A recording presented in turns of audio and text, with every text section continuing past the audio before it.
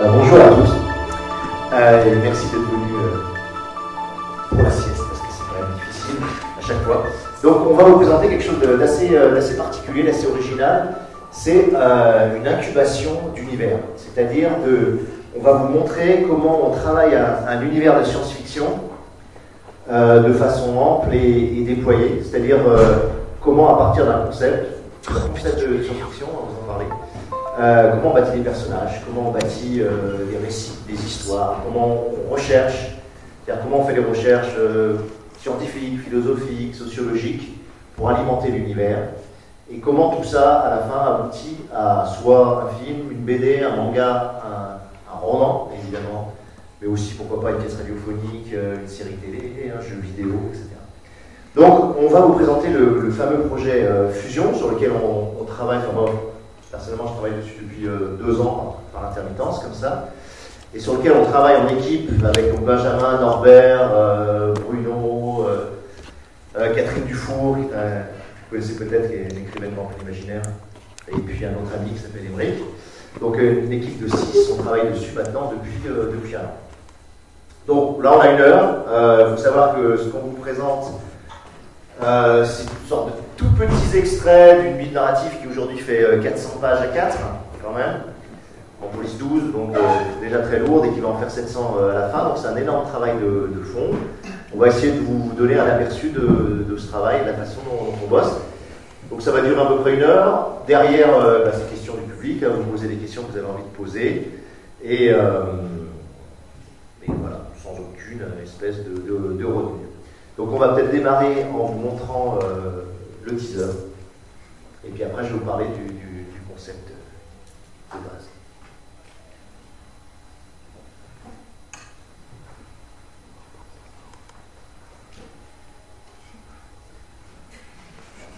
Et voilà, super.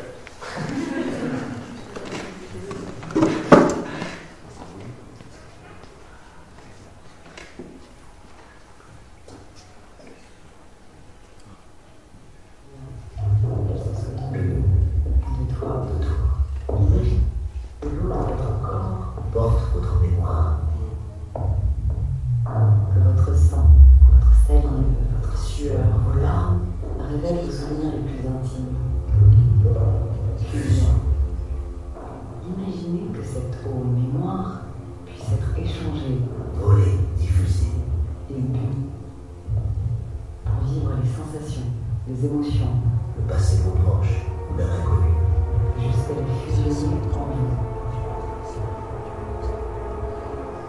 L'eau est notre mémoire. Entrez en fusion. Le nouvel univers narratif d'Alain Damasio et Kostadine Yanev.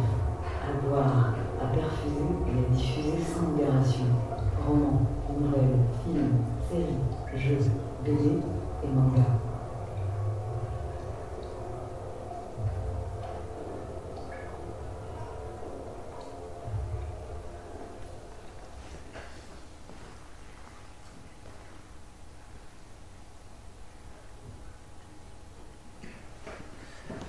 Voilà un petit aperçu, ça permet un petit peu de rentrer dans l'univers de façon très courte. Donc comment ça s'est passé, comment ce projet est né et comment on l'a déployé.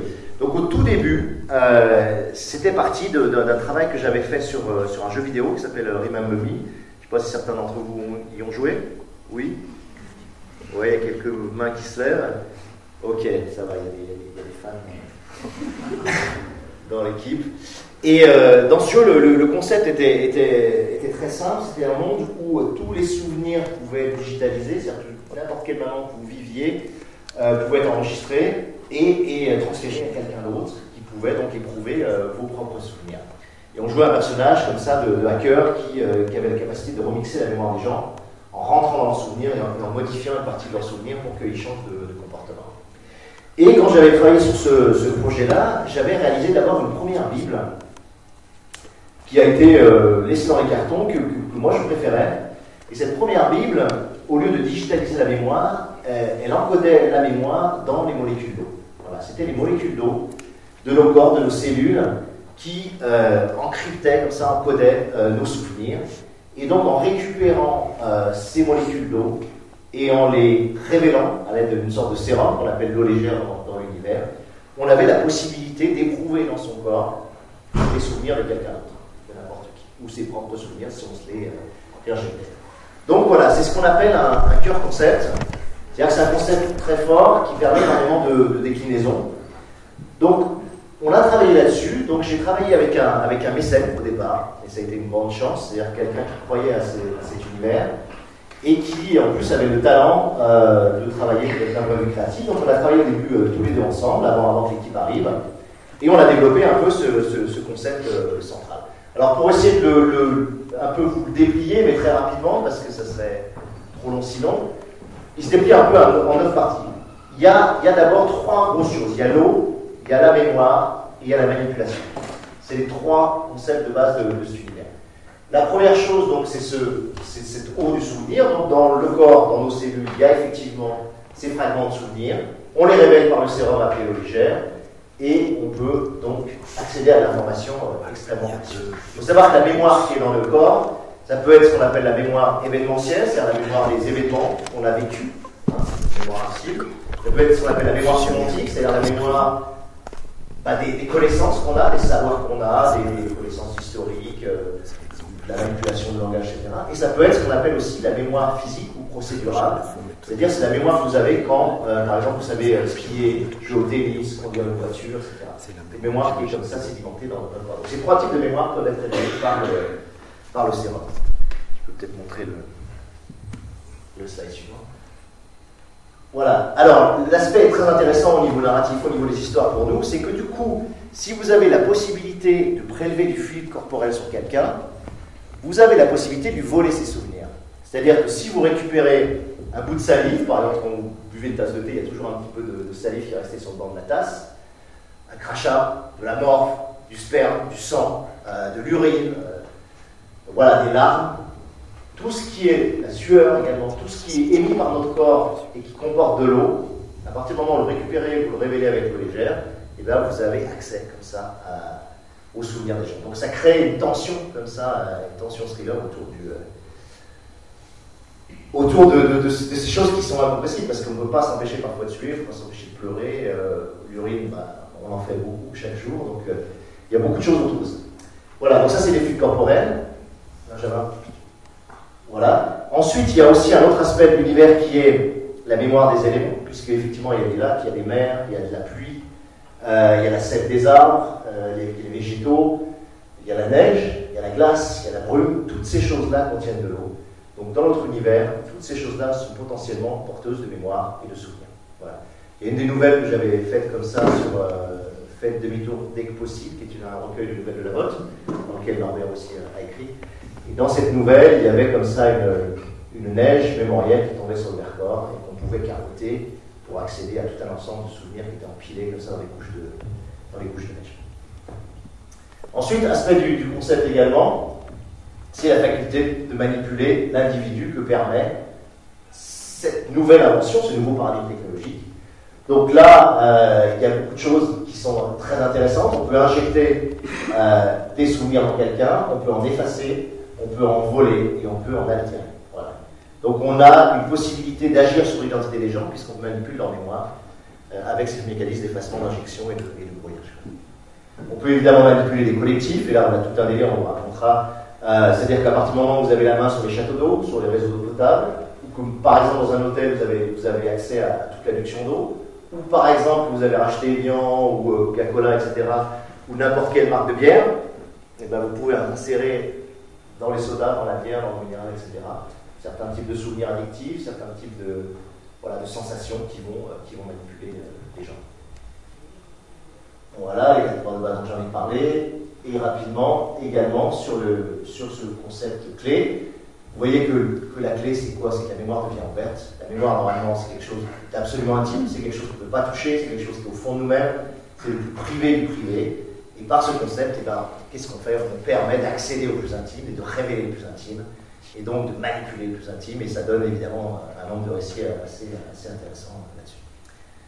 Voilà, je vais assez vite, hein, parce que c'est juste pour vous donner un petit peu les linéaments de ce qu'on peut faire avec cet univers. Et puis Norbert va vous parler maintenant de comment on fait une ville narrative. Comment ça se passe? Oui, parce que quand Alain Damasio arrive avec un concept comme la mémoire de l'eau, un lot a une mémoire, à partir de là, il se tourne vers quelques auteurs, donc il s'est tourné vers Catherine Dufour, vers moi, et on constitue une équipe avec Benjamin Maillet, Bruno, une équipe narrative qui va essayer de développer ce concept au-delà du corps concept qu'Alain vous a présenté. Et donc, déjà, qu'est-ce qu'une Bible narrative? Une Bible narrative, ça comprend l'idée de départ, et ensuite quelques récits de base, notamment un récit de base sur lequel avait travaillé Alain déjà assez profondément. Et à partir de là, on va mener tout un ensemble de recherches. Des recherches qui sont des recherches sociologiques, techniques, quels sont les impacts, à partir du moment où on dit l'eau a une mémoire, eh bien, quels sont les impacts sociétaux, quelle est également quelle peut être la base scientifique qu'on peut donner à cette mémoire de l'eau, puisque comme vous le savez, sans doute il y a eu en France beaucoup de chercheurs qui ont travaillé sur la mémoire de l'eau, notamment Benveniste, qui a été un chercheur extrêmement décrié, qui en est mort, donc d'un point de vue dramaturgique, c'est extraordinaire. Déjà, il y a un fond historique qui existe à côté de la mémoire de l'eau. Et nous, notre travail, ça va consister à mener tout un ensemble de recherches, également sur la psychologie, la philosophie. Donc, on a travaillé là-dessus pendant à peu près 6 mois, 8 mois. Et comme le but du jeu ensuite, c'est d'en faire quelque chose de narratif, eh bien, on va créer des personnages et on va créer des récits. Et comme dans le projet de cette Bible, l'idée de départ, c'était d'arriver à travailler narrativement des récits, mais qui soient destinés non seulement à des nouvelles ou à des livres, ce qu'on sait faire, mais aussi à l'univers du manga, de la BD, du jeu vidéo, du film, de la série télé. Et par exemple, une des premières, la première application qu'on a donnée à ce travail avec Alain, ça a été vers l'univers du manga. Donc dès le mois de janvier, on a produit une dizaine de récits qui étaient plus spécifiquement tournés, orientés vers l'univers du manga. À partir du mois de mars, on a travaillé sur une série télé, et là on s'est aperçu, on a fait du brainstorm ensemble, que le sujet se prêtait extrêmement bien à faire une série télé courte, de courte durée, donc des morceaux qui faisaient à peu près 1 minute 30, un peu sur le modèle de café... Caméra café. Caméra café, par exemple, en utilisant en fait l'aspect un peu disruptif de l'eau mémoire, c'est-à-dire tout simplement, on est là, je vous présente la scène de base, on est au Café Fusion, qui est un peu un endroit type dans lequel on va retrouver beaucoup de nos histoires, qui est un café où il y a 2 personnages principaux qui s'appellent Charlie et Barry, et à ce café,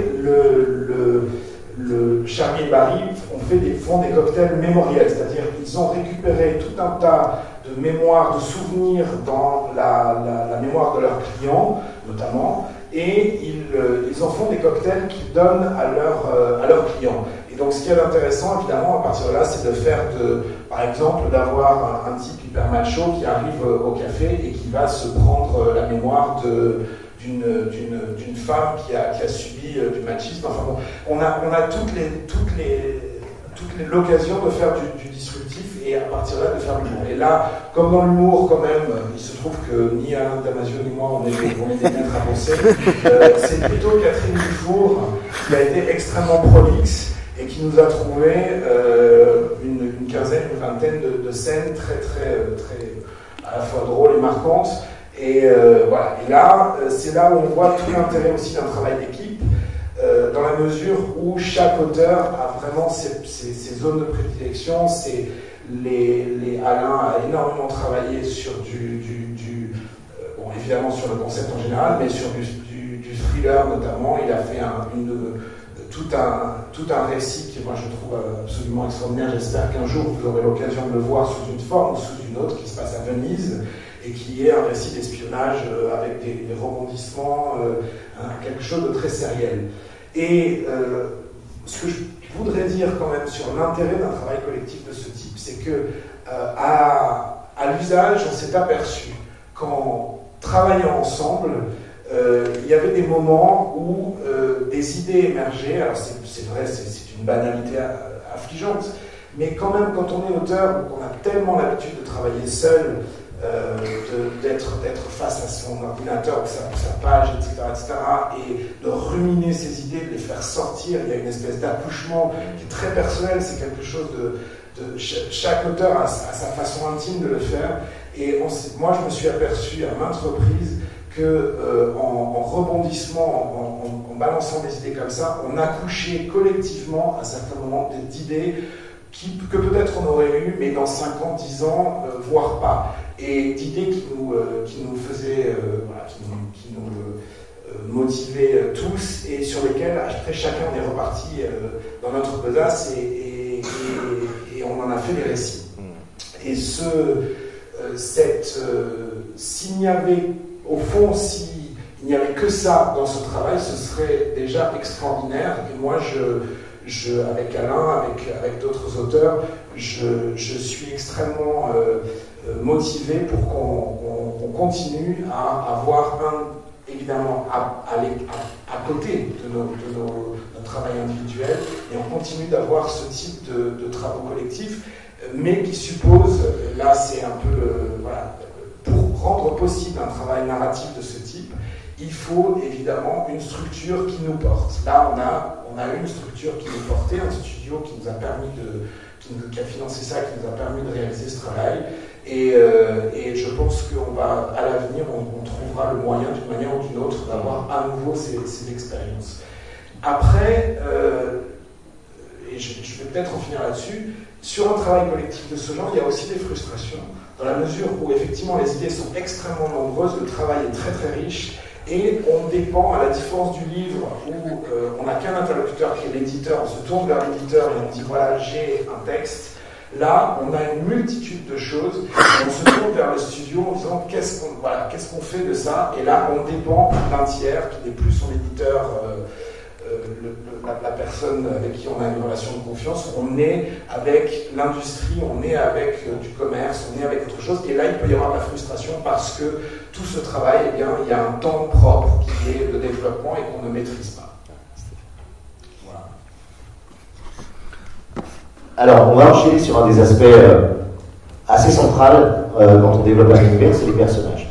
Là, Norbert vous a parlé un peu des recherches. Il faut savoir que dans le champ de recherche, on a des recherches sociologiques, comme je l'ai dit, on a des recherches scientifiques, on a des recherches mythologiques, on développe énormément de choses.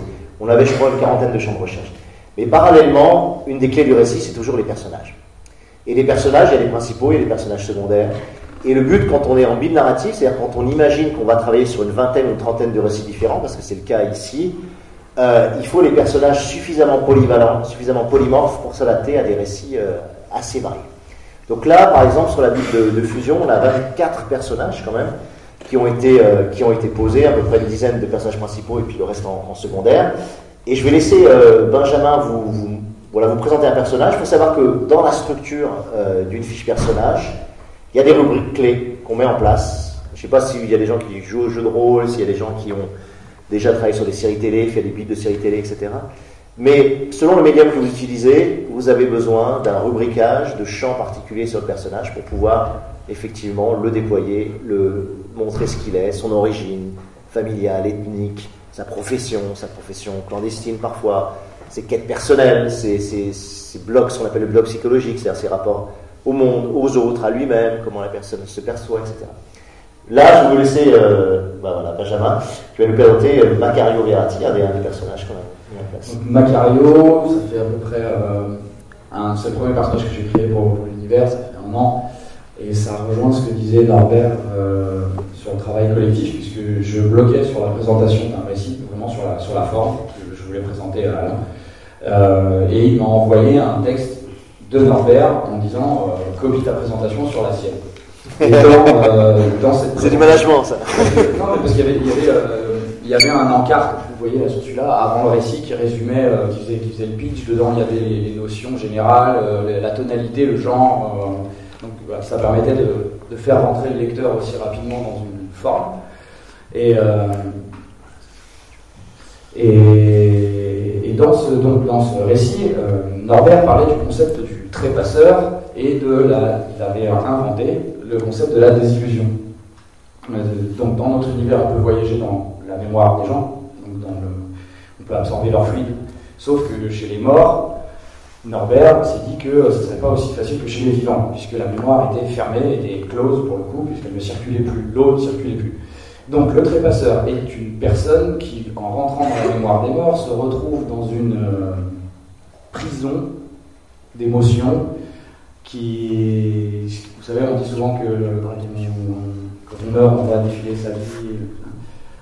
Il est parti du principe que quand on meurt, on a une grosse décharge d'émotions qui fait rentrer le cerveau dans une espèce de boucle émotive ultra puissante, et que le trépasseur, pour pénétrer la mémoire saine de la personne qu'il va sonder, doit passer ce passage émotif exacerbé qu'il a appelé la désillusion, et qui ressemble à une maison qui est différente pour chacun et de laquelle il faut réussir à trouver la clé pour en sortir, pour atteindre la partie saine de la chose.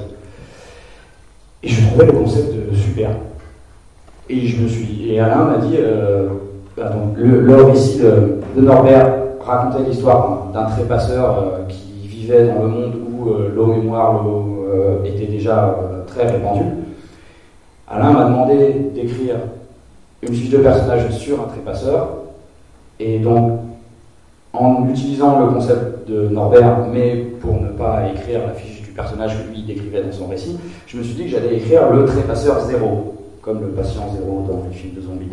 Celui qui allait découvrir la désillusion, qui donc vivait au même moment que Charlie et Barry, les personnages principaux. Donc déjà, ça permettait d'avoir une certaine ramification avec les caractères déjà préexistants inventé par Alain.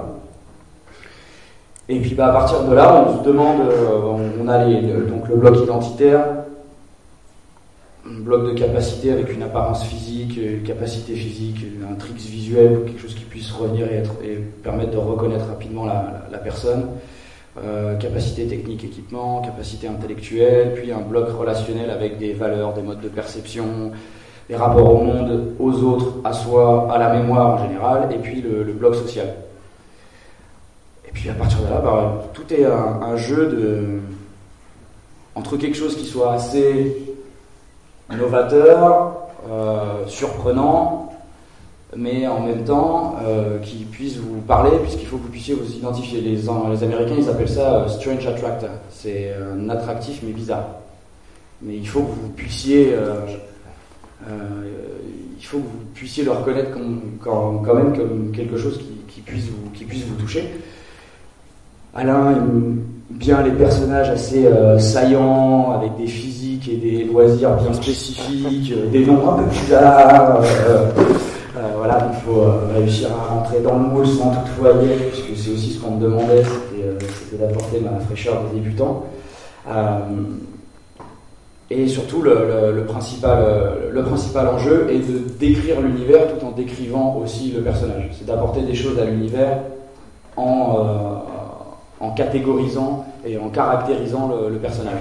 Le fait qu'ils vivent dans un monde où on peut lire les souvenirs des gens dans leurs cellules doit être primordial dans ce personnage. Il ne vit pas dans notre monde à nous, il vit dans ce monde-là. Et donc ses actions, ses professions, son activité doivent permettre d'étoffer l'univers en soi. Donc j'ai voulu raconter comment est-ce qu'il avait découvert ce principe de désillusion inventé par Norbert. La chose qui me paraissait le plus évidente au départ, c'est qu'il fallait qu'il ait un rapport avec les morts avant même qu'il découvre ce sérum qui est l'eau légère. Et donc j'en ai fait un thanatopracteur. Et de là, je suis parti sur la vie d'un garçon, d'un jeune gars d'origine italienne, grimpeur. Voilà. J'essaie de trouver des rapports entre le physique et sa manière d'être et les découvertes qu'il fait. Et comment est-ce que métier se retrouve modifié par le légère, ce qui permet aussi de montrer comment l'univers modifie la société, lui trouver des trajectoires dramatiques multiples, des potentialités où Alain aimait bien qu'on termine une fiche personnage en disant il pourrait se passer ci, il pourrait ça, il pourrait ci, il pourrait être en difficulté, ou alors il pourrait réussir ça, il pourrait devenir méchant, il pourrait devenir gentil, sachant que ce personnage-là, et justement ma volonté c'était d'inventer un personnage qui puisse être réutilisé par d'autres écrivains dans des récits, qui puisse s'accaparer la figure sans être, en pouvant, en puissant, voilà, en entendant soit un méchant, soit un gentil. Et puis voilà, trouver des ramifications avec d'autres personnages, lui inventer une trajectoire qui permette de croiser ces autres personnages. Et voilà, tu voulais dire autre chose? Oui, simplement savoir que voilà, ce type de fiche, comme vous voyez, c'est à peu près 5 ou 6 pages à 4, assez dense. C'est assez difficile, c'est marrant, on s'est rendu compte là, en travaillant avec Lambert là-dessus et Catherine Dufour, nous en tant qu'écrivains, on a généralement une assez grande fluidité pour faire sortir comme ça des personnages, on a assez vite le fil, mais c'est quand même complexe, c'est-à-dire qu'il ne suffit pas de sentir en 2-3 touches ce qu'est le personnage, il faut ensuite déployer tout l'arrière-plan, vraiment. C'est-à-dire de dire quelle a été son enfance, ses traumas, quels sont ses enjeux intimes. Et on se rend compte que la clé sur un personnage, c'est toujours ce qu'on appelle la différence entre objectif et enjeu. C'est-à-dire qu'un personnage peut avoir pour objectif, par exemple, de très bien gagner sa vie. Mais son enjeu émotionnel intérieur, sa quête intime, va être très différente. Et souvent, le moteur d'un personnage, c'est son enjeu intime. Et tant qu'on n'a pas trouvé l'enjeu intime, le personnage, généralement, ne fonctionne pas. Et on ne s'identifie pas à lui. Donc c'est souvent une des clés. Voilà, quand on bâtit un personnage, c'est tant qu'on n'a pas la clé de l'enjeu intime, on a du mal à le faire avancer, même sur plein de bonnes idées, sur son apparence, son look, son environnement social, etc. Moi, c'est un travail que j'aime beaucoup faire. Je pense que Lambert aussi, on aime beaucoup bâtir les personnages. Parce qu'en plus, à partir du personnage, généralement, il y a un bout d'histoire qui commence à germer. Quand vous posez un bon personnage, il y a déjà un début de récit, il y a un fragment de récit qui s'en dégage. Et souvent, pour moi, les idées de récit partent de personnages comme ça. Oui, j'ai écrit ce personnage-là en parallèle à l'écriture d'un récit, et où je voulais créer un super-héros, héros H-E-R-A-U-T, qui transmette la vérité au monde. Et dans ce passage d'expérience concrète à l'eau légère, je le fais passer par...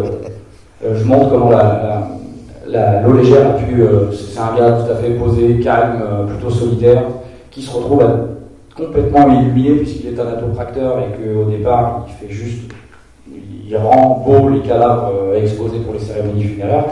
Là, il en devient un espèce de gourou parce qu'il est capable de transmettre aux vivants ce qu'était vraiment le mort et ce que pensait le mort de ces gens-là, puisqu'il a pu sonder toute sa mémoire. Donc il devient hyper sachant pour ses clients, et il part dans une phase de gourou jusqu'au jour où quelque chose arrive dans sa vie et lui donne envie de faire marche arrière, et où là il va utiliser ses capacités de trépasseur, capacité qu'il est le seul à avoir pour l'instant, enfin, en tout cas à ce moment-là, et grâce auquel il va pouvoir donc se transformer en ce super-héros qu'il a nommé lui-même Orfeo, et donc grâce auquel il va pouvoir révéler les idées ou les actions ou les plans de choses plutôt noires, de complots qui peuvent avoir un rapport au nom avec l'eau légère d'ailleurs.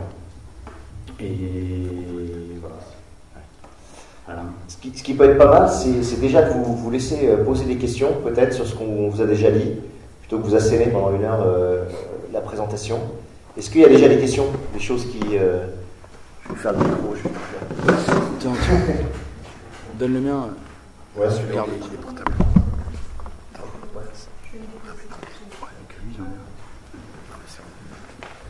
Parce que toi, après c'est quoi que tu veux? Après c'est recherche, fusion, fusionner avec un autre esprit. Oui, c'est ça. Donc bonjour, Delphine, libraire. Du coup, moi c'est plus sur le principe même de cette histoire de mémoire de l'eau qui m'intéresse. j'ai le cerveau qui carbure depuis tout à l'heure sur la question justement de la suppression des souvenirs.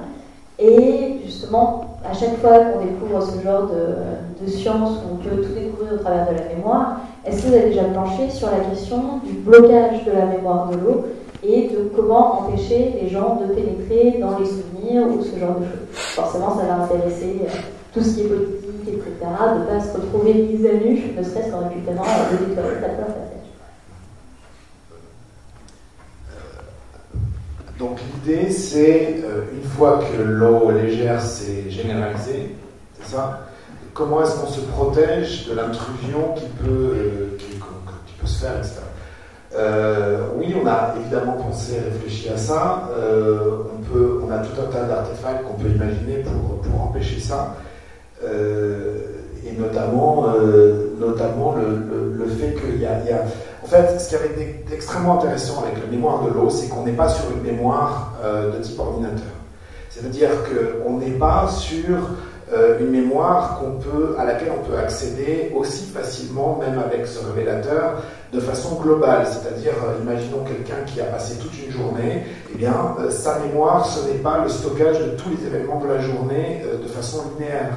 Cette mémoire, elle est vivante, elle est biologique, donc elle est affective, elle dépend de l'intensité des choses qu'on a vécues. Et une question, par exemple, qu'on s'est posée, qui renvoie un peu, hein, je vais répondre à la question, c'est quand quelqu'un a fait le code d'une carte bleue, ce n'est pas de la mémoire, c'est une mémoire procédurale, ce n'est pas une mémoire qui a une intensité affective très grande, et donc c'est plutôt comment est-ce qu'on peut accéder à cette mémoire-là, alors que quand on va prendre sa salive, par exemple, c'est certainement pas celle-là qui va arriver en premier.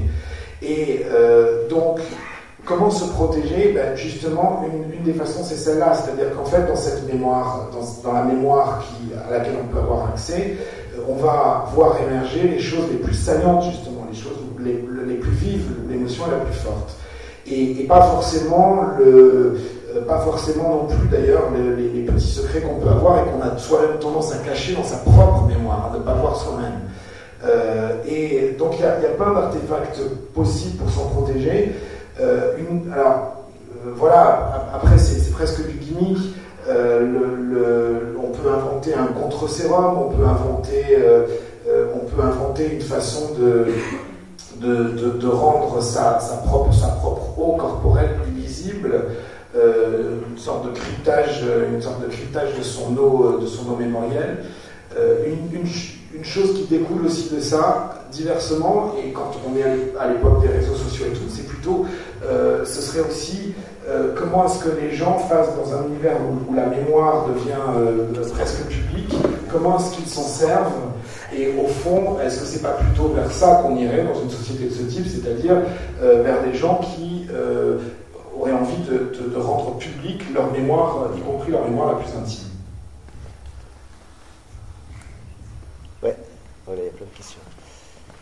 Tout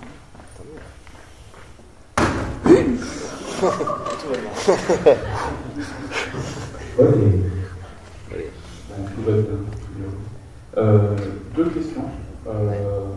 Une extrêmement rapide. Comment Procter & Gamble, comment les grands groupes ou même les GAFA n'ont pas obtenu le brevet de la fusion? Ouais.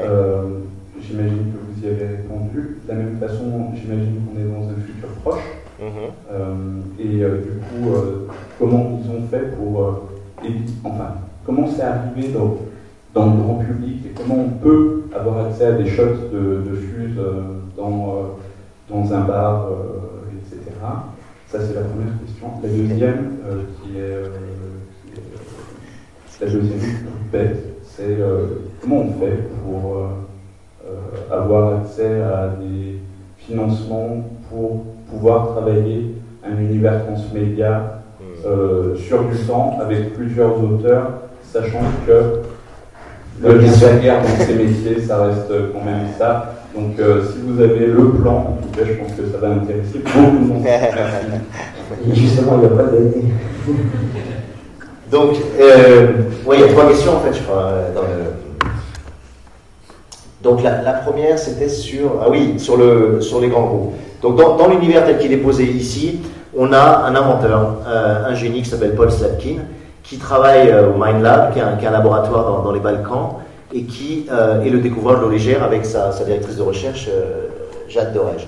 Et cet inventeur, au début, il a sa petite start-up, comme beaucoup dans le domaine médical, et il protège son invention. C'est-à-dire qu'on a le cas d'un inventeur qui est moral, une sorte d'Einstein, et qui ne veut pas céder, évidemment, ni son invention, ni ses brevets à des groupes d'intérêt qui évidemment, très très vite, font de la prédation sur ce mind-là. Donc on a dans l'univers, on a deux gros méchants, j'ai envie de dire. Il y en a un qui s'appelle le Sheikh Ahmed, qui est quelqu'un qui vient du Qatar, qui est spécialiste mondial, enfin c'est pas spécialiste mondial, mais il a la plus grosse société de distribution d'eau potable du monde, notamment dans les pays arabes.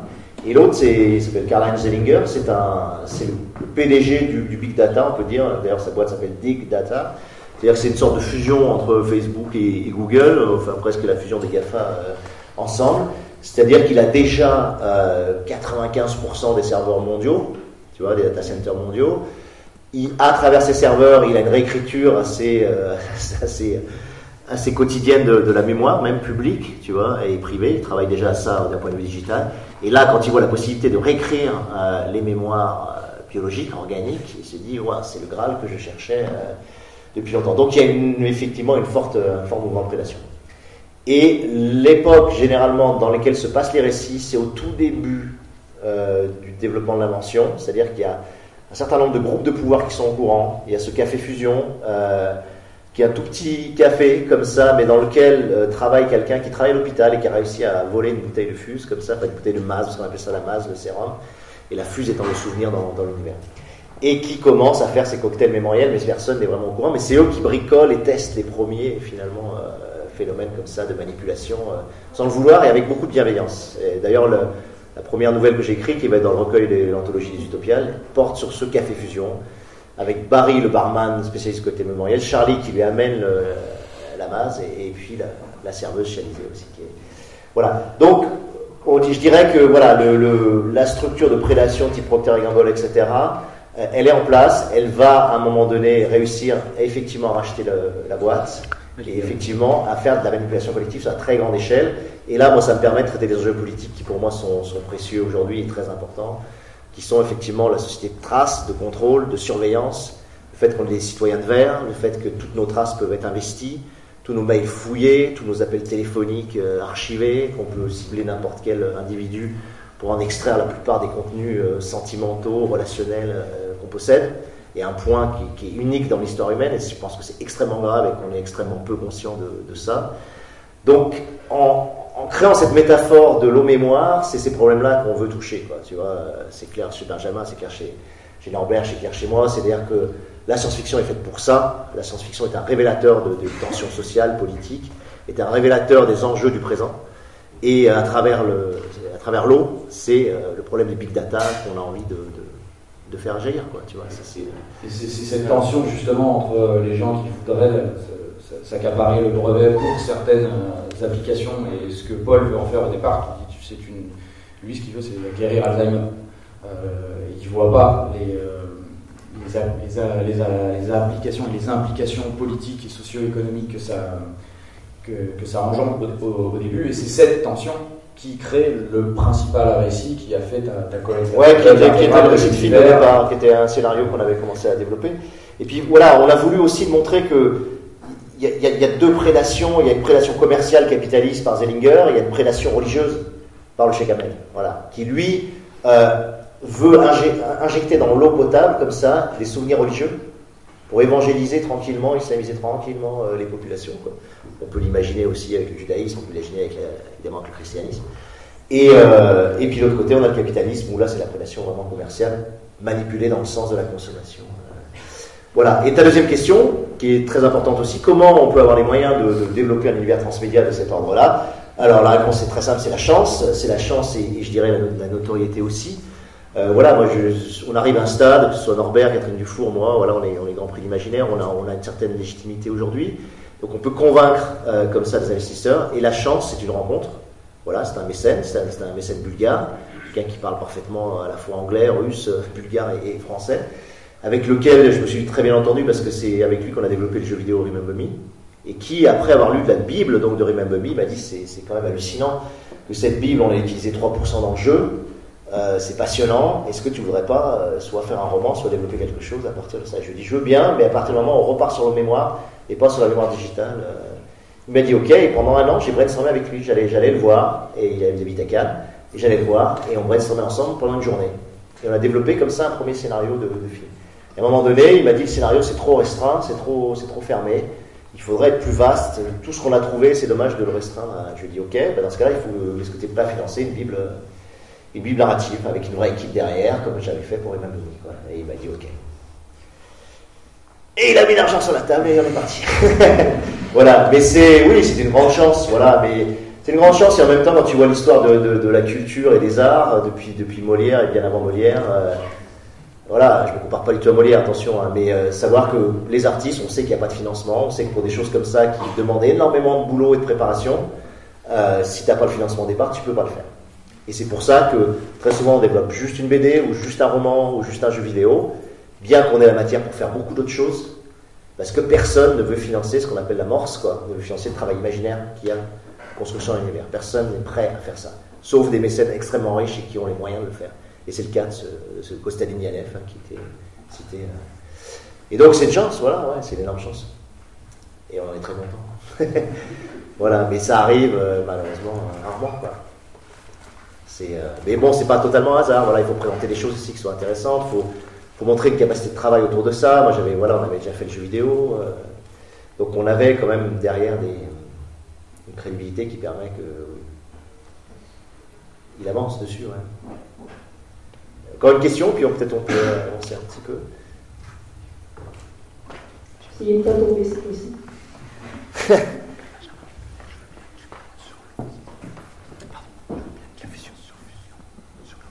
Bonjour. Est-ce qu'on risque pas de tous devenir gentil dans ce monde? Parce que, en fait, j'ai vu la série Wachowski récemment, cette série qui l'ont vue, et je me suis dit, cette invention, elle va améliorer l'empathie, c'est-à-dire qu'on va avoir la capacité à ressentir ce que ressentent les autres, y compris la souffrance. Mais du coup, moi, si je sais que les autres souffrent, je vais arrêter d'être méchant, je vais arrêter de voler, de tuer. Je sais pas aujourd'hui. Ah, c'est dire. On a fait des expériences en psychologie là-dessus, on sait que quand les gens voient directement les effets de la souffrance, ils vont jusqu'au bout et ils tuent. On est un peu plus retenu. On peut beaucoup plus facilement. Non, mais c'est une très bonne question, et c'est marrant, ça touche à du cœur de l'enjeu, notamment sur le film qu'on a prévu. C'est-à-dire qu'il y a une ligne, il y a la ligne du Sheikh Hamel et de Zellinger, qui est une ligne de volonté de pouvoir très claire. À partir du moment où on me donne le pouvoir de manipuler l'intimité des gens, l'identité des gens, et à grande échelle, je vais l'utiliser, et je vais violer les intimités, en fait, parce que je rentre dans ces intimités, et non seulement je vole ce qu'elles ont à l'intérieur, mais en plus je les manipule, tu vois, en injectant des choses. Et puis tu as l'autre aspect, et qui est développé par Paul Slatkin et Jade de Rèche, notamment Jade de Rèche, qui est un personnage qu'a développé Norbert, et je trouve très beau ce personnage, c'est que c'est elle qui, et on va en parler là, c'est elle qui la première comprend l'enjeu de la fusion, c'est-à-dire comprend que le fait de s'injecter le souvenir d'un autre et d'éprouver dans son tréfonds comment quelqu'un perçoit le monde, perçoit les autres, sa souffrance, comme tu le dis, ses blessures, sa fragilité, sa vulnérabilité, de l'éprouver à l'intérieur de soi, effectivement, ça crée une empathie extraordinaire. Et ça crée surtout un partage, c'est-à-dire qu'on partage non seulement les connaissances de l'autre, mais aussi sa façon de voir le monde. Et ça nous ouvre à d'autres façons de voir le monde, à des choses que, par exemple, on est dans cette salle, imaginons qu'on puisse s'injecter mutuellement la façon dont vous percevez là, cette petite conférence, on verrait des perceptions radicalement différentes. Et on s'ouvrirait à, par exemple, vous verrez la perception de Norbert, qu'est-ce qu'il pense en ce moment, Benjamin, moi, mon père, voilà, la personne qui est tout en haut, etc. Et ça créerait une forme d'empathie, de partage, de mutualisation, de compréhension. Et c'est un des champs. C'est effectivement un des champs de fusion, c'est de dire, waouh, on arriverait enfin à se mettre à la place des autres, quoi. Mais seulement certains personnages le font et le portent. Voilà. Donc ça crée des tensions qui sont les tensions qu'on a déjà aujourd'hui. Comme dit Benjamin, on sait que les gens souffrent, on sait que les migrants ils galèrent comme des fous, et il y a plein de gens qui veulent juste fermer les frontières et oublier que, voilà, tu vois. Donc, mais simplement, encore une fois, la science-fiction, qu'est-ce qu'elle apporte? C'est qu'on incarne ça, tu vois. On le rend tellement massif, tellement direct, tellement, boum, c'est dans votre corps, que l'enjeu prend une forme et une lumière plus forte que voilà. Mais on va parler de la fusion justement avec Norbert. Il va nous faire un petit topo là-dessus. En fait, on pourrait dire que la mémoire, avant de parler de la fusion, la mémoire de l'eau joue le même rôle qu'un récit, c'est-à-dire quand tu parlais de la souffrance, de la façon de toucher quelqu'un par un récit, là on touche quelqu'un directement par non pas exactement la sensation, mais la mémoire ou le souvenir de cette sensation. Donc la fusion, en fait, qu'est-ce que... je vais pas... Voilà, ça c'est un exemple de recherche qu'on a fait sur le processus fusionnel. Donc je ne vais pas vous dérouler toute la recherche parce que ça prendrait plus de temps, on va aller un peu vite. Mais en gros, retenez juste une chose, le processus fusionnel, donc c'est une recombinaison mentale du cerveau qui est induite par l'absorption d'un souvenir étranger. En fait, c'est très simple. C'est pour que le cerveau, son propre cerveau, soit capable d'ingérer un souvenir qui n'est pas le sien et de le faire sien, et de dire, ce souvenir, en fait, je l'ingère et je le traite comme un souvenir à moi, il faut un processus mental qu'on a appelé le processus fusionnel. Voilà, donc après on a un tas de mots, tu peux passer dessus. Donc la fusion, la définition exacte, c'est l'altération mentale provoquée par la prise d'un souvenir étranger. Et cette réaction, c'est un cerveau qui se retrouve face, donc en buvant par exemple une fuse, un échantillon par exemple de salive avec de l'eau légère, eh bien ce cerveau il est confronté à un souvenir qui n'est pas le sien et il tente, comme il le fait avec tous les souvenirs qu'on a au quotidien, de l'assimiler. Et évidemment ce qu'il assimile, c'est pas simplement, là aussi je reviens à la mémoire, différence entre mémoire biologique et mémoire d'ordinateur, ce n'est pas simplement un souvenir, c'est-à-dire comme un souvenir visuel, comme un film. Ce qu'il ingère, c'est non seulement le souvenir d'une expérience, mais la façon dont la personne qui était à l'origine de ce souvenir a ressenti cette expérience. Donc il ingère tout un ensemble de souvenirs qui sont dispatchés, répartis dans le cerveau, qui relèvent à la fois de l'émotionnel, du sensoriel, du souvenir procédural, du souvenir déclaratif, donc tous ces aspects donnent un même souvenir. Donc en fait, l'idée, c'est que la réaction fusionnelle, la fusion, c'est la condition nécessaire pour qu'on puisse assimiler un souvenir étranger. Donc après, voilà, typiquement, vous voyez, ça c'est un exemple pour vous donner, pour illustrer un peu. Ensuite, on se pose des questions, selon l'intensité du souvenir, quel impact ça a, et comme on réfléchit, on a des réponses évidemment à chaque fois, qui sont plus ou moins intéressantes.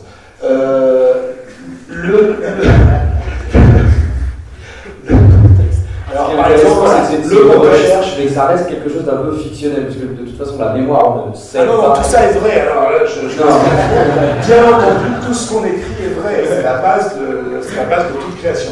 Le contexte, par exemple, voilà, la façon de prendre de la fuse est un facteur déterminant la réaction fusionnelle.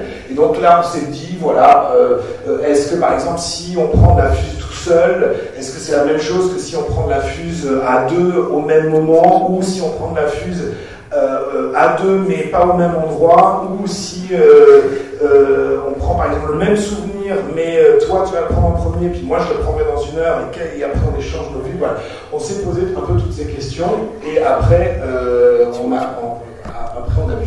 Je 2 secondes juste, Jean-Bert. C'est quelque chose que j'ai utilisé dans ma nouvelle, justement sur le même souvenir. On a le personnage du barman Barry et le personnage un peu du fou troubadour Charlie qui prennent le même souvenir de la serveuse, qui a eu un malaise, qui s'est effondré, etc.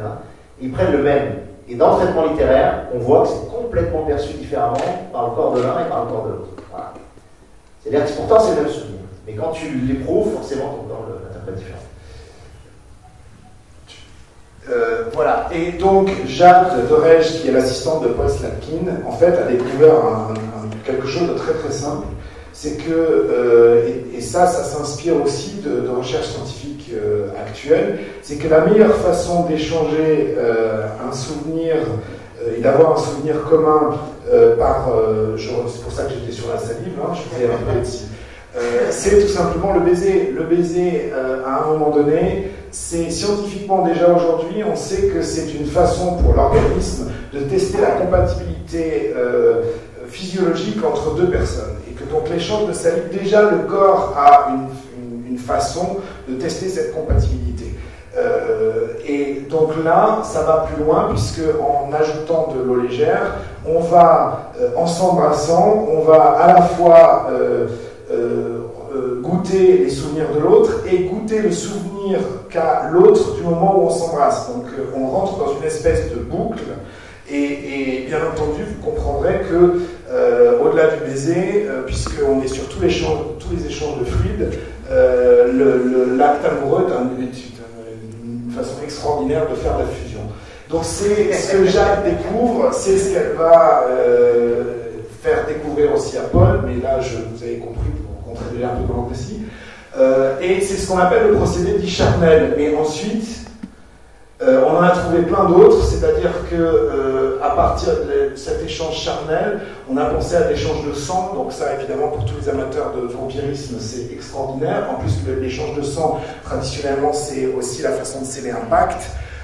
Et puis l'échange des sueurs aussi, avec des nouvelles disciplines, la capoeira collée, des corps à corps plus ou moins dénudés, sportifs, etc., où on peut fusionner.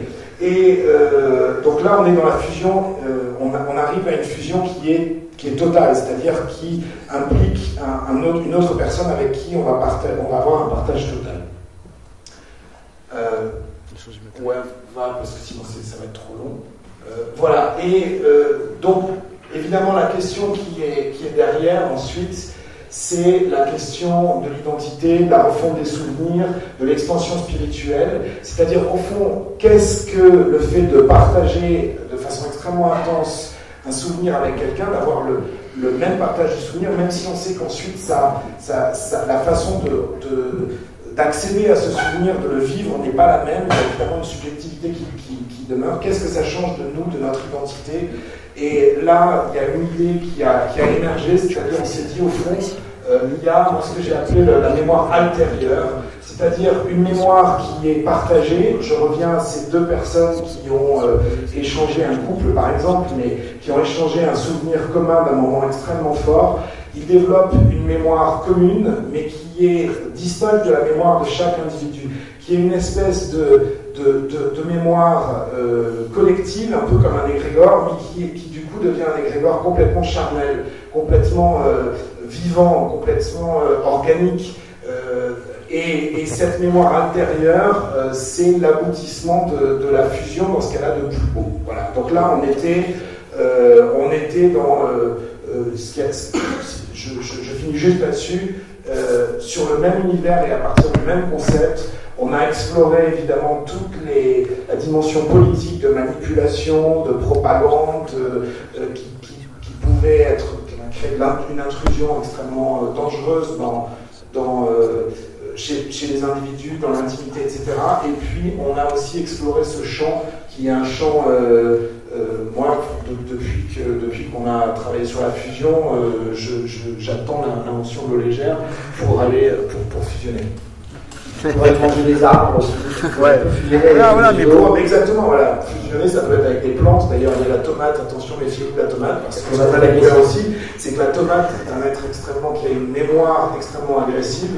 Fusionner avec une tomate, c'est dangereux. La légende des tomates tueuses n'est pas finie. Donc, on va peut-être vous laisser poser des questions, parce qu'il ne reste qu'un quart d'heure. On avait beaucoup de choses à vous montrer, notamment tous les récits, voilà. Mais peut-être c'est plus intéressant que vous posiez vos questions. Qu'on vous laisse.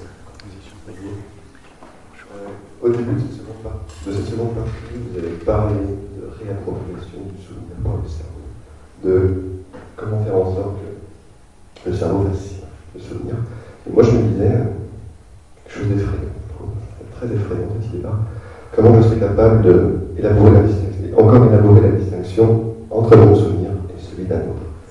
Et du coup, je me disais, est-ce qu'on n'arriverait pas finalement à une forme de dissolution de l'identité personnelle?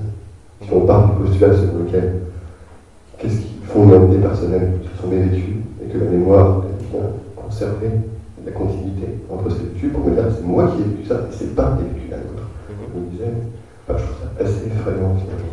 Oui, mais c'est la clé de l'intérêt de cet univers pour moi, c'est-à-dire que on rentre dans la schizophrénie, on rentre dans la distinction, on rentre dans le flou, on rentre dans des entités qui sont malléables, qui sont plastiques, qui sont transformables. Et ça, pour nous, c'est une matrice de récit incroyable. Parce que t'as que des personnages qui effectivement perdent leur identité, ne savent plus qui ils sont, ne savent plus si leur souvenir est le leur vraiment, qui injectent des souvenirs à eux dans la tête de quelqu'un d'autre pour soit qu'il y ait de l'empathie effectivement, soit le manipuler, soit lui imposer quelque chose, soit le posséder, soit, tu vois. Donc ça ouvre tout un champ. Et c'est ça qui c'est effectivement effrayant, mais pas fascinant, voilà, comme narratif. Ça rejoint un peu la question de monsieur tout à l'heure, par rapport au fait, oui, on déclenche une empathie, oui, on se comprend, donc oui, c'est un peu que tout ce dont Staline ou Lénine aurait pu rêver, un bon communiste qu'ils étaient, sauf qu'effectivement, on peut en devenir à ce qu'est devenu le communisme aussi, où tout le monde va dans le même sens, tout pareil. Mais on est parti plus sur des récits où justement cette altérité créait des accros, des thrillers plus que des mondes utopiques où tout était superbe. Et pour juste ajouter un truc, qu'est-ce que tu disais Norbert tout à l'heure, quand le cerveau plastiquement change physiquement, un souvenir c'est un chemin emprunté par une impulsion électromagnétique, si je ne m'abuse, arrête si je dis des bêtises. Et donc une expérience, chez moi, ça va être un chemin, une impulsion électromagnétique qui prend un certain chemin. Si je te la transmets, ce chemin devra se faire dans ton cerveau. Donc on va se rapprocher. Mais restera toujours ta perception à toi de ce que j'ai perçu. Ce ne sera pas ta perception de ce que tu as fait. Ce sera ta perception de ce que j'ai fait. J'imagine qu'il existera une forme de protocole sécuritaire qui permet de... Après, suivant le moment du récit, on a où la plus ou moins réalité de l'univers qui était décrit, on a pu partir sur des choses très fouillées, très réalistes, puis sur des trucs complètement... oui, avec des protocoles, d'autres où les gars ils prennent un cachet et puis ils savent exactement tout ce qu'il faut savoir sur une personne. D'autres trucs où c'est complètement flou. Ça dépend. Il y a d'autres questions? Ouais.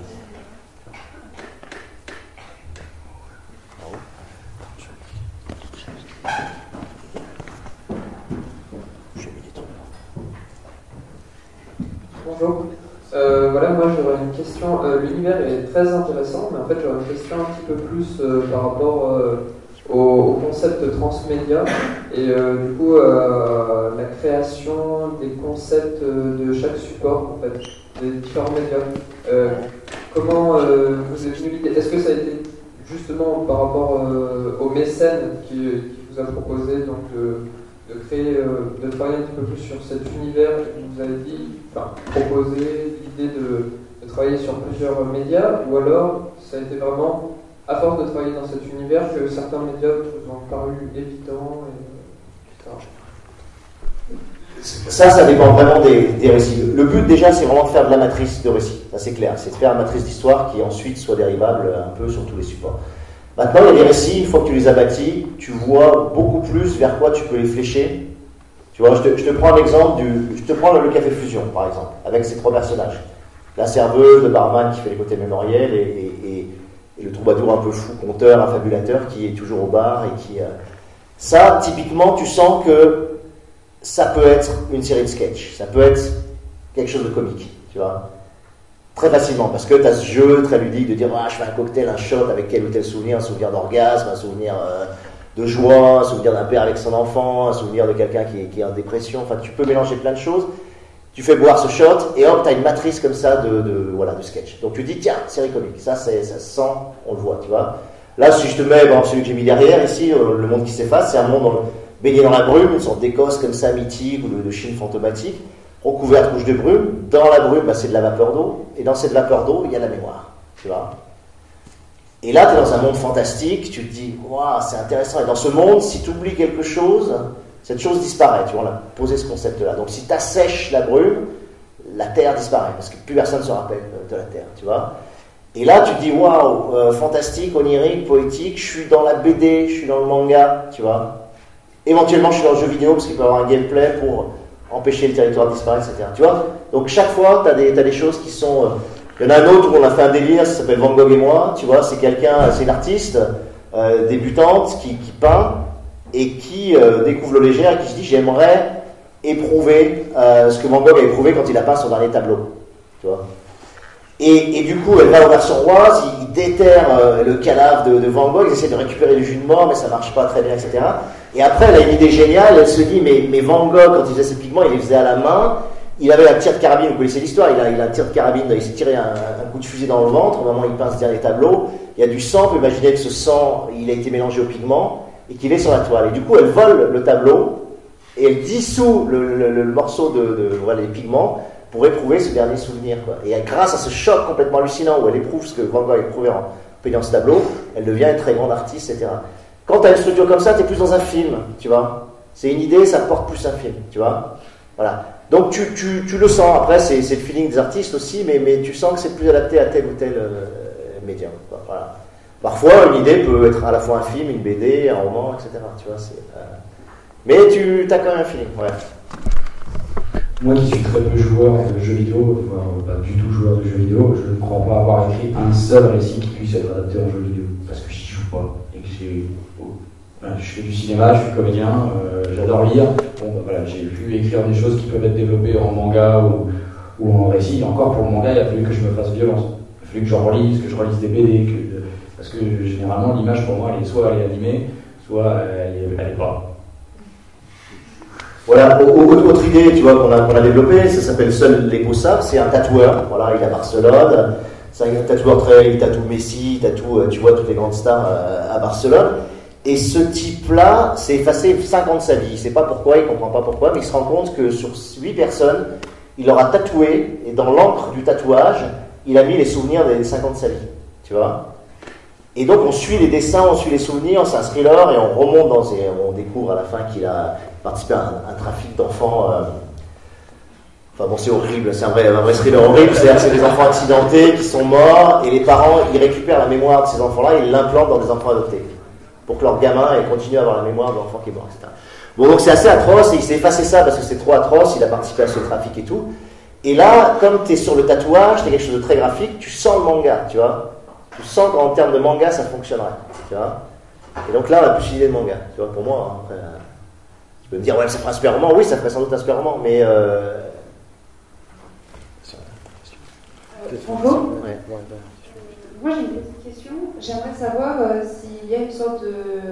le souvenir est une sorte de réalité virtuelle, au final, je suppose que chaque personne va vivre.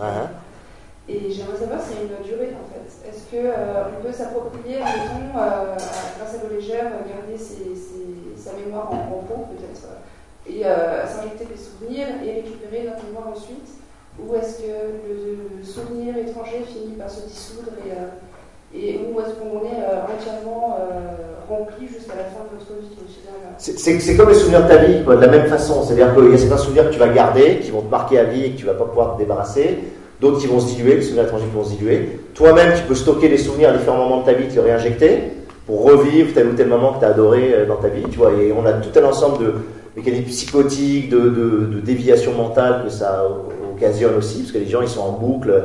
Typiquement, c'est comme vous connaissez peut-être Strange Days, où voilà, c'est un homme amoureux, sa copine qui est chanteuse le largue, et il ne sort pas de cette histoire, donc il se réinjecte en permanence les bons moments qu'il a vécu avec elle, quoi, tu vois. Et il n'arrive pas à faire le deuil et faire la rupture parce que constamment il se re-shoot avec les souvenirs qu'il a eu de cette histoire amoureuse.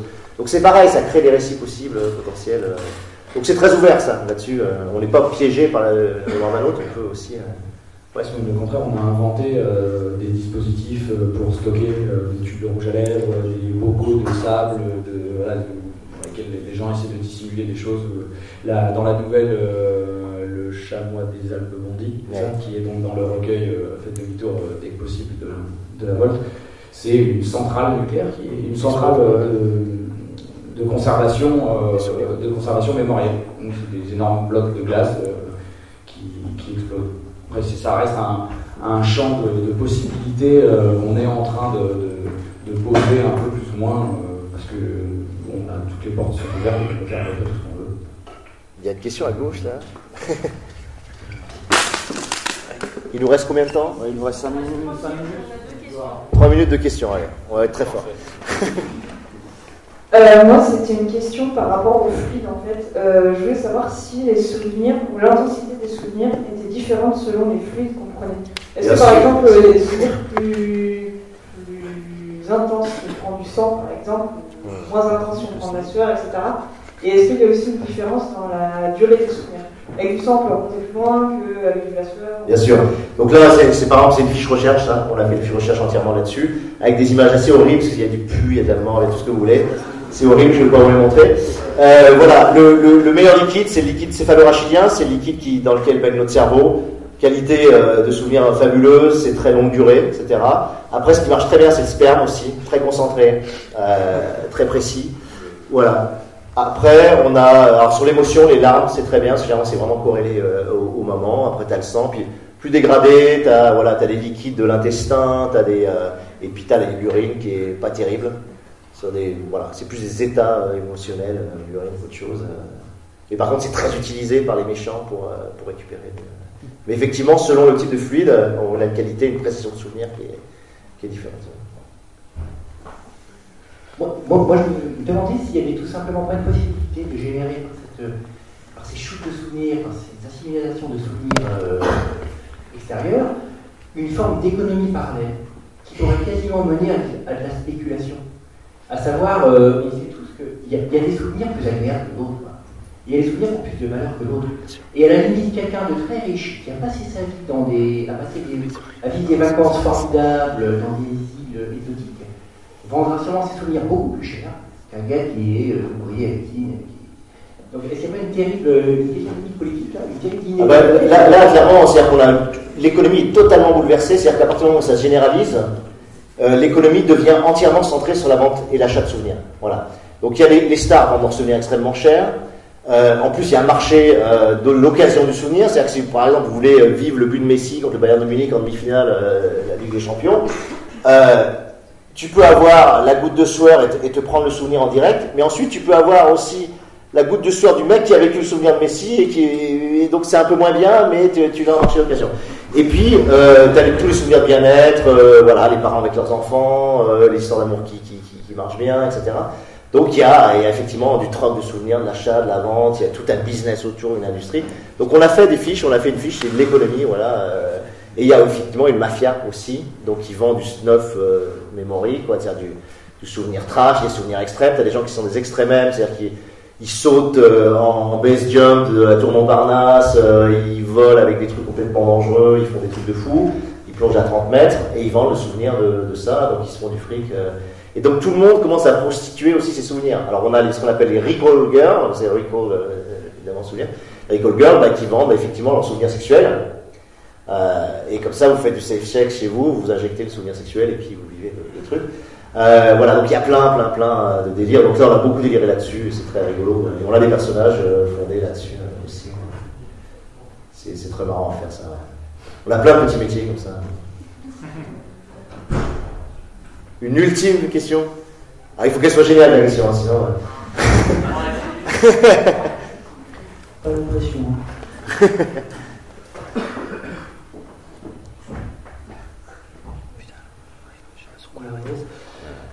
Je voulais savoir si vous aviez eu l'idée de l'employer militairement, comme on le voit dans pas mal de séries ou de films, notamment je pense à Heroes, où une personne est capable de mémoriser par exemple les arts martiaux, les techniques de guerre. Du coup ça permettrait de former des militaires en une seconde. Ouais, ça a marché aussi, c'est ce qu'on appelle la mémoire procédurale, c'est-à-dire que tu as des pilotes d'hélicoptères qui vendent leur mémoire procédurale, donc la faculté à piloter comme ça un hélicoptère, donc c'est un peu comme dans Matrix, effectivement, le truc. Donc tu as des ventes aussi comme ça. Mais là, dans l'univers, on évite le côté trop magique, ça c'est une méfiance à avoir aussi dans les univers. Donc, si c'est trop simple et que d'un coup tu parles anglais parce que tu prends la mémoire, tu vois, tu parles la mémoire sémantique de l'anglais ou la mémoire d'un pilote d'hélicoptère, ou si tu prends la mémoire de Messi, tout d'un coup tu deviens un footballeur extraordinaire. Ça se passe pas comme ça. Pourquoi ? Parce que ton corps, il a ses propres limites, il a ses propres trucs, et très souvent des effets secondaires assez atroces, parce que le corps n'est pas habitué ou n'est pas corrélé à... Donc tu prends le truc de pilote d'hélicoptère, au début ça marche bien, tu sais pas ce que tu fais, tu arrives à piloter l'hélicoptère, puis tout d'un coup ça bug et tu craches l'hélicoptère, tu vois. Voilà. Ou tu veux faire Messi, et puis en fait tu t'en mets les pinceaux, et tu fais 2 dribbles, et puis le ballon il part en touche, tu vois. Parce que ton corps n'est pas le corps de Lionel Messi et ton corps n'est pas le corps d'un pilote d'hélicoptère. Donc ça marche pas aussi simplement que ça. Quoi, tu vois.